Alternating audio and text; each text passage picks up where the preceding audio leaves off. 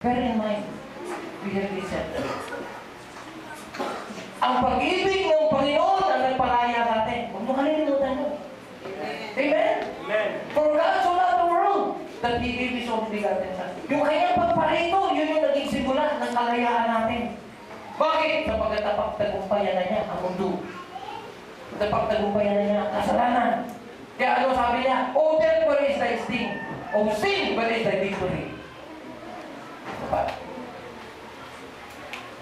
Then Jesus said to those Jews which believed on Him, ay mga Christians na yan, ha? Yung mga Hudyo na sumampalataya, if you continue in my word, then you are my disciples indeed. You see, ano yung katangian ng mga tunay na alagad? Ano yung katangian? Ano sabi niya? Magpapatuloy sa kanyang salita. Magpapasako sa kanyang mga salita. Bakit pwede mangyari yun? Bakit? Verse 32. Bakit? Kapag nasubukan nila ang katotohanan at ang nagpalaya sa amin. You see, we have been set free. Kaya po pwede na tayo sumunod sa Panginoon, magpasakot sa Kanya. Hindi na tayo alipin ng dati nating boss. Hello?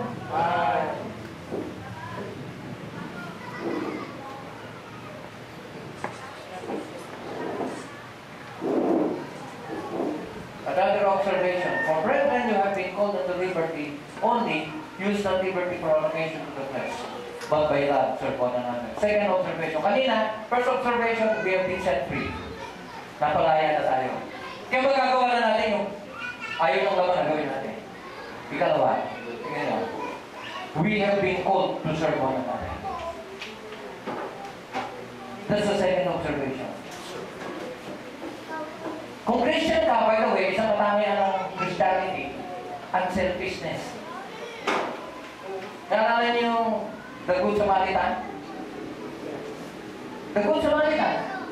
Yung naglalakad siya, galing ng Jerusalem, papunta siya, babalik niya ng Jericho. Pagkatapos, may nakita siya isang duguan, halos patay. Nakita yung una, nakita ng pare, nakita ng isang kapwa Hudyo, nakita ng Pariseo. Iniwasan. Yung Samaritano, kaaway ng mga Hudyo yan. Yun yung lumapit. Tinignan yung kanyang kalagayan. Halos mamatay. Binupugin, ninakawan eh. Pag kinabuhay, kamunting na nakawin. Pero, iniwan naman naghihingalo. Nung makikita nung Samaritan, ano ginawa niya? Pinahiran niya, yung sugat. Tapos, nakasakay niya sa isang isang hayop. Ginawa niya, bumaba siya, isinakay niya ron yung Hudyo. Sa kanya dinala kung saan. Tapos, binili niya kung ano, gawin niya yung dapat gawin niya. Kung may kulang, pagbalik ko, kabayaran ko. Ano yun? Unselfishness.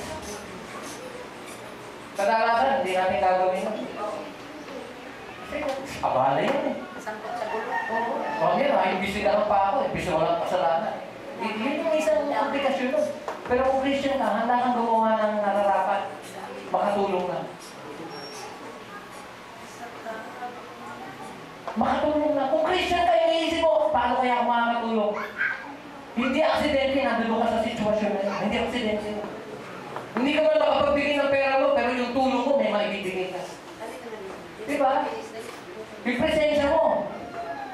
Yung pwede mo magawa. Hindi ka man pulis. Kung masyadong na-traffic, pwede ka bumaba. Mag-traffic ka. Kahit sabihan ka pa na mapapil ka. Katwiran ko habang panahon tayo dito, wala magbibigay yan. So, by love, serve one another. Ano ba pwede kong magawa para makatulong? Dapat yun yung dialogue ng isang Kristiyano. Bakit? Kasi baka ikaw yung instrumento ng Panginoon na gagamitin niya para sa pagkakataon na yun. Pero, may classmate ka. Mag-quiz kayo, walang papel. Eh ikaw, isang booklet. Hindi mo na kailangan hintayin kung may bigyan mo na. Kahit ka pa, uy, supplier. Ikaw alam mo kung ano dahilan mo bakit binibigyan mo. Diba? Kasi it is Christian. Diba? So, bayan lang. Serve one another. Ang dialogue ng mundo, serve yourself. Diba? Para restaurant na self-service. Serve yourself. Manghingi ka ng tubig, tuturo ka ng maglilinis sa lamesa.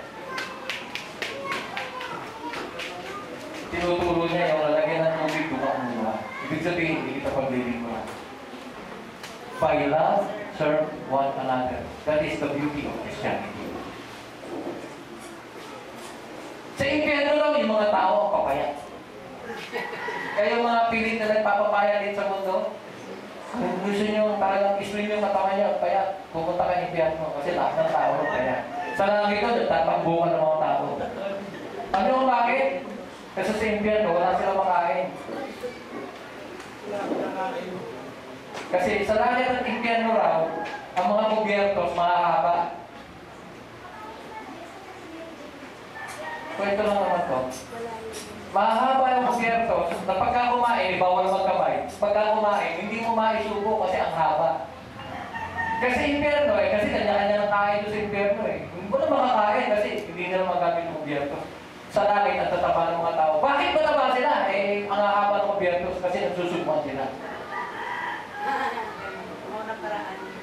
Kwento lang. But the point is, kung may ginagawa ka para sa kapwa mo, that is the most Christian thing to do. Na hindi lang palagi ang sarili mo ang sinasaalang-alang mo. Kaya yung pag-ibig na dapat natin iukol sa kanila, katulad ng pag-ibig natin sa ating sarili. You see? So, yun yung next observation. Another observation. For all the law is fulfilled in one word, even in this, thou shalt love thy neighbor as thyself. Dito kadalasan kulang ang tao. Huwag natin kalilimutan, first observation, we have been set free. Malaya ka na. Pwede mo nang gawin yung ayaw ng naman na gawin. Ikalawa. Ano yung ikalawa? We are called to serve one another. Na hindi ginagawa ng mundo. Ikatlo, we are to show our love to one another. Ipakita. Kadalasan, diyan bitin ang pag-ibig. Yan yung sinasabi ko, Kristiyano ka pala, hindi halata.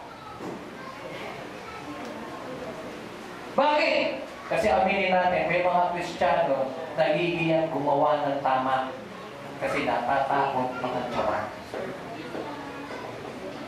Di ba, yung simpleng pagkakarga ng gamit ng guro? May mga estudyante ayaw nang gawin yan. Bakit? Kasi baka makatsawan siyang sip-sip.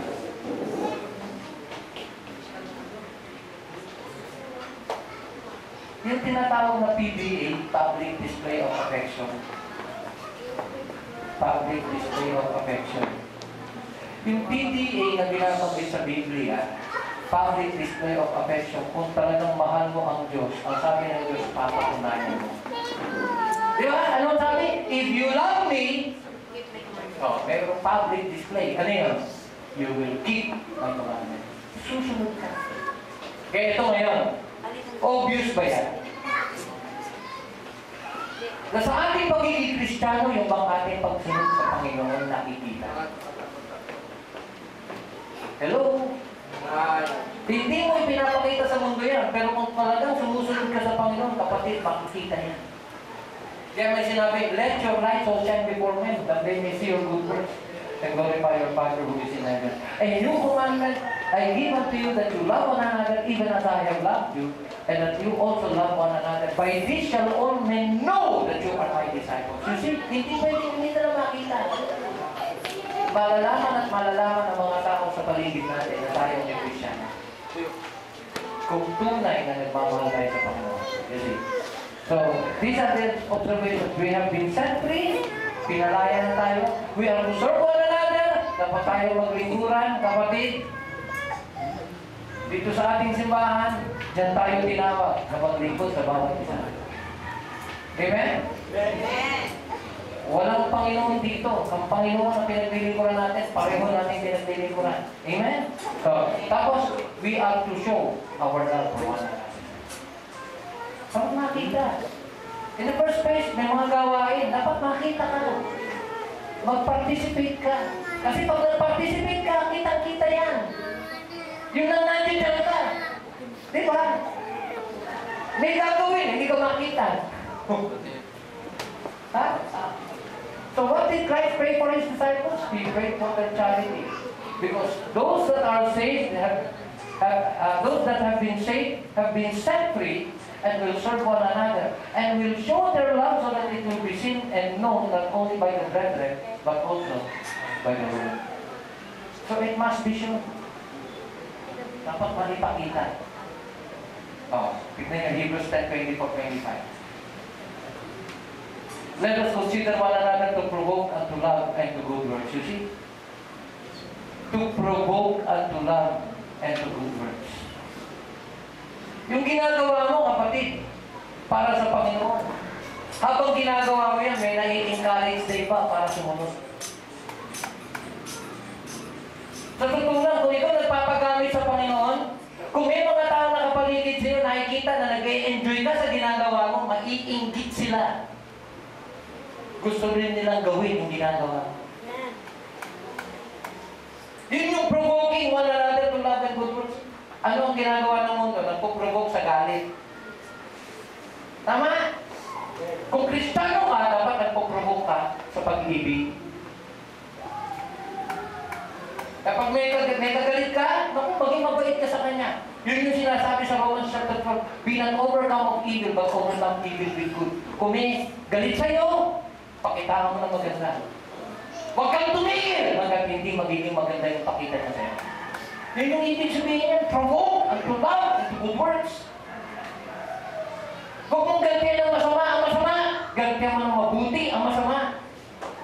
Kasi pag ginawa mo yan, magwawagi ka, hindi niya. Provoke mo na natin to love and good works, kaya napakalaga ng fellowship eh. Bakit? Kasi dyan natin na ipapakita eh.